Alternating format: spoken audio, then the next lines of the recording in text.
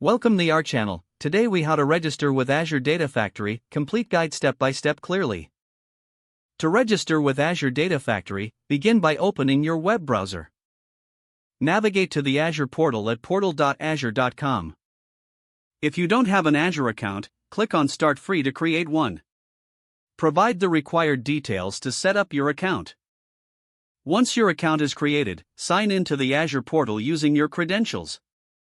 In the Azure portal dashboard, click on Create a Resource in the left sidebar. In the search bar, type Data Factory and select Data Factory from the drop-down list. Click on the Create button to initiate the Data Factory setup. In the Basics tab, select your subscription from the drop-down menu. Next, choose or create a resource group for your Data Factory. Enter a unique name for your Data Factory instance. Select the location that best suits your needs. Proceed to the Git Configuration tab if needed. You can choose to configure Git integration for version control. This is optional and can be set up later if desired. After configuring, click on Review plus Create to finalize your settings. Review your selections and ensure everything is correct. Click on Create to deploy your Data Factory instance.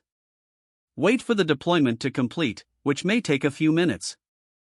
Once deployed, navigate to your newly created Data Factory resource.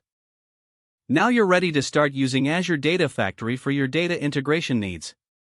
If the page does not load, refresh the browser or try again in a private or incognito window. Make sure you are using the correct email address, then retype it carefully to avoid small typos. If your password is not accepted, use the reset option and create a new strong password you can remember.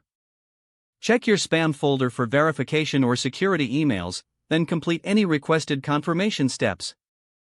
Enable two-factor authentication if available to improve account security and reduce unauthorized access risk.